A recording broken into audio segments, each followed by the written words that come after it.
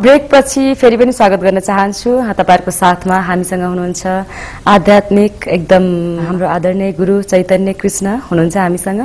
फेरि पनि हामी कुराकानीलाई अगाडि बढाउँछौं गुरु। अब कुरा गरौँ फ्यासन सम्बन्धी।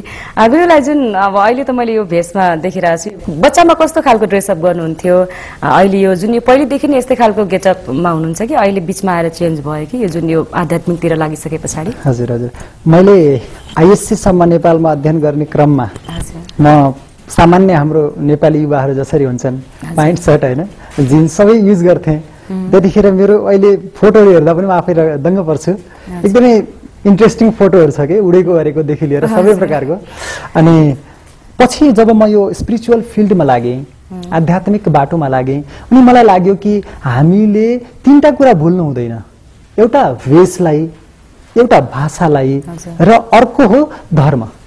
जस्तो अंग्रेजहरूले विश्वको जुन कुनामा गए पनि 60-70 मुलुकहरूलाई उनीहरूले आफ्नो गुलाम बनाएर राखेका थिए। इभन अमेरिकालाई गुलाम बनाए, अफ्रिकालाई बनाए, अनि भारत जत्रो विशाल राज्यलाई बनाए। हामीलाई गर्न सकेन। नेपाली हामी कति भाग्यशाली कि विश्वमा एउटै मात्रै देश जो आजसम्म कसैको अगाडि हारेको छैन। अनि यस्तो नेपाल हामी नेपाली जो आजसम्म कसैको अगाडि झुक्नु परेको छैन, त्यस्तो देशका हामी अंग्रेजहरूले ब्रिटिशहरूले जहाँ गए पनि आफ्नो भेष टाई, सुट टाई, प्यान्ट उनीहरूको भेष हो, विश्वभरि प्रचार गरेका छन्। अंग्रेजी भाषा तलवारको बलमा विश्व भाषा बनाइएको छ, वैज्ञानिक भाषा छैन। अंग्रेजी भाषा भन्दा उत्कृष्ट भाषा त नेपाली भाषा छ। 26 वटा अक्षर भन्दा त 36 वटा अक्षर हामीसँग छन् नेपाली भाषामा हैन। उनीहरूले त्यस्तो अवैज्ञानिक गोठालाहरूले बोल्ने भाषा हो अंग्रेजी। त्यो भाषालाई पनि तलवारको बलमा विश्व भाषा बनाइदिएका छन्। आफ्नो देशलाई विश्वभर एकदमै प्रचार गरेका छन् भने हाम्रो यति वैज्ञानिक भाषा, हाम्रो यति श्रेष्ठ भेष र हाम्रो यति सबैभन्दा पुरानो धर्म, सबैभन्दा वैज्ञानिक धर्म, यसलाई त हामीले छोड्नु हुँदैन भन्ने लाग्यो। र मैले जुन लगाएको यो जुन यो चौबन्दी छ, दौरा छ, यो नेपाली पोसाक हो हैन। त्यसपछि मैले जुन धोती लगाएको छु, यो आध्यात्मिक मार्गमा लागिसकेपछि व्यक्तिहरूले प्यान्ट सर्टहरू नलगाएर प्राय धोतीहरू लगाउने परम्परा छ। र त्यही परम्परा अनुसार मैले पनि लगभग 8-10-9 वर्ष जति लगभग भनौँ मैले यो लगाएको छु। यो बीचमा मैले प्यान्ट एकपटक पनि लगाएको छैन। जस्तो हुन्छ नि एकदम नेपालीहरू अहिले पनि कति फेसनेबल भइसक्यो, नेपालमा कस्तो कस्तो फेसन आइसक्यो हैन। कहिलेकाहीँ लाग्दैन कसैले नदेख्ने गरेर चाहिँ म हुन्छ नि यस्तो खालको फेसन गरेर एकचोटि हुन्छ नि कहिलेकाहीँ त मनमा कसैले नदेख्ने गरी लगाइहालौँ कि एउटा हुन्छ नि एक किसिमको मनमा कहिलेकाहीँ। सामान्य व्यक्तिहरूलाई त्यस्तो विचार उठ्न पनि सक्छ, एकदमै महत्त्वपूर्ण प्रश्न हो। तर मलाई यो विगतको 8-9 वर्षको भित्र त्यस्तो खालको विचार कहिल्यै मनमा उदाउन पनि पाएन। किन पाएन भन्दाखेरि यति ठुलो महान महापुरुषको सान्निध्यमा 3-4 वर्ष मलाई बस्ने सौभाग्य मिल्यो। श्रद्धेय स्वामी रामसुखदास महाराज उहाँले के भन्नुहुन्छ भने यो शरीर भनेको, यो शरीर त बाह्य यो छाला मासु हाडलाई छालाले घेरेर बनेको एउटा यस्तो आकृति हो। बाहिरबाट हेर्दा यसमा केही आकर्षण, सुन्दरता, राम्रो कुरा देखिन्छ, तर वास्तवमा हेर्ने हो भने त यो शरीर एक प्रकारले मल बनाउने मेसिन पनि हो। मिठा मिठा सुगन्धित पदार्थ खायो एकछिनमा मल बनाउँछ हैन, सुगन्धित पेयहरू पियो एकछिनमा पिसाब बनाउँछ। यस्तो शरीर छ, बाहिरबाट जति श्रृंगार गरे पनि भित्र त त्यो सफा छैन नि हैन। त्यसैले यो शरीरको मूल्य के हो, यो शरीर केका लागि हो, why God has given this body to us and we have to think about it। हामीले यो कुरा सोच्नु पर्छ कि यो मानव शरीर हामीलाई किन दियो।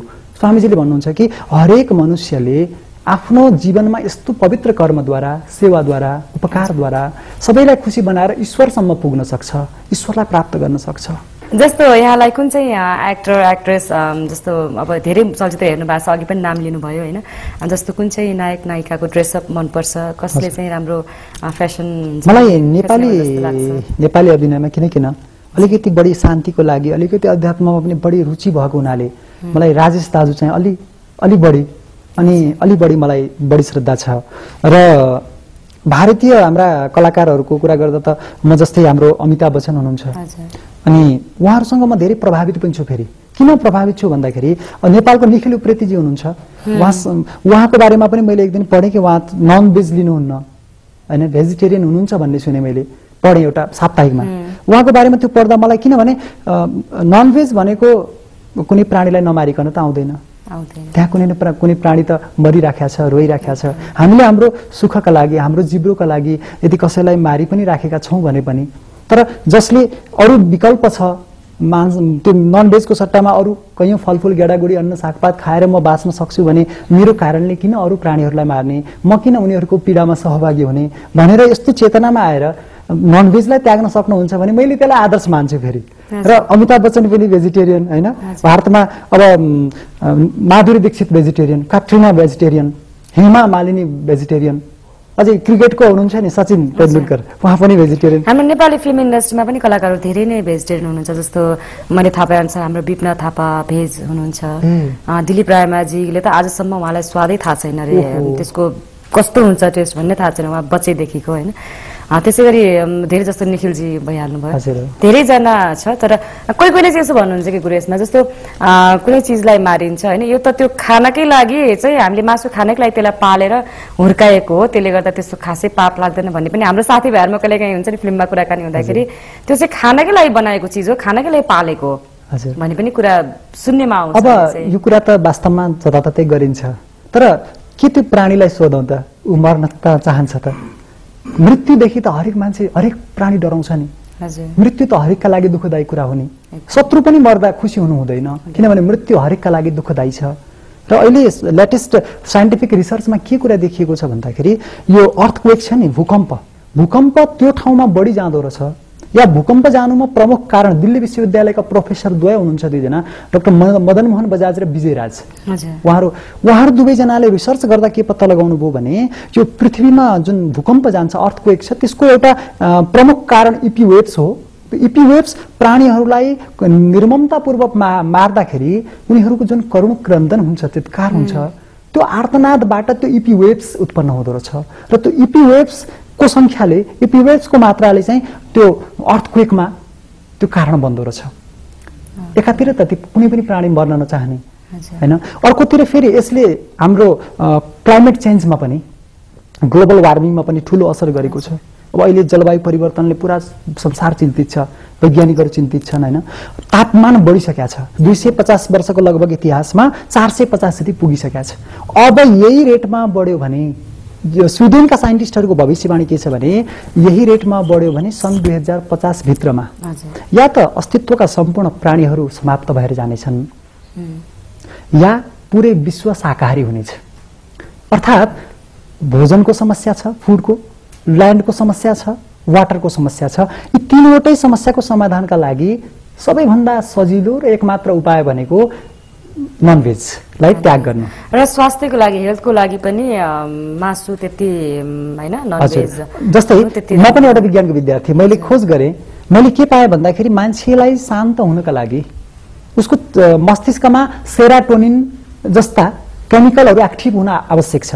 त्यो सेरोटोनिनहरू फेरि जसले ट्रिप्टोफेन नामक एमिनो एसिडहरू जुन शाकाहारी पदार्थमा प्रशस्त मात्रामा पाइन्छ, त्यस्तो चिजहरू खान्छन्, उनीहरूको मस्तिष्क एकदम शान्त हुन्छ हैन, एकदमै आनन्दित हुन्छ, प्रफुल्ल हुन्छ। कुनै पनि बाह्य अपमानदेखि लिएर दुःखद परिस्थितिले उसलाई तत्काल छुँदैन, हरेक दुःखमा मुस्कुराउन सक्छ। तर त्यो इन्हिबिटरी न्युरोट्रान्समिटर र एक्साइटेटरी न्युरोट्रान्समिटर दुईटा हुन्छ। नन भेजले के गर्ने रहेछ भन्दा त्यहाँ सब्सटेन्स पी नामक एउटा केमिकल छ, कार्टिजोन नामक अर्को केमिकल छ, त्यो पोइजन हो, टक्सिन हो। त्यसले चाहिँ हाम्रो मस्तिष्कमा गएर त्यो एक्साइटेटरी न्युरोट्रान्समिटरलाई एक्टिभ गरिदिन्छ, जसबाट मान्छे चिडचिडापन हैन, मान्छेमा क्रोध, ईर्ष्या, रिस यस्ता कुराहरू बढ्ने रहेछ। यो त विचारको लागि। आज मलाई पनि कति कुराहरू थाहा थिएन बारे, म पनि नन भेज नै थिएँ, तर यो कुरा जुन सुनिसके पछाडि मलाई पनि अलिकति सोच्न बाध्य भइरहेको छु। त्यसले गर्दा दर्शकहरूलाई पनि थाहा भइहाल्यो, स्वास्थ्यको लागि पनि अब क्लाइमेटदेखि लिएर होइन हरेक कुराको लागि पनि नन भेज त्यति राम्रो होइन, त्यसले गर्दा भेज राम्रो। यहाँको इच्छा हो, त्यो त अब यहाँहरू भेज हुने नन भेज हुने हामीले भन्ने कुरा मात्र होइन। त्यसले गर्दाखेरि हामी फेरि पनि आउनेछौँ गुरु। अहिलेको लागि चाहिँ एउटा फेरि पनि सर्ट कमर्सियल ब्रेक।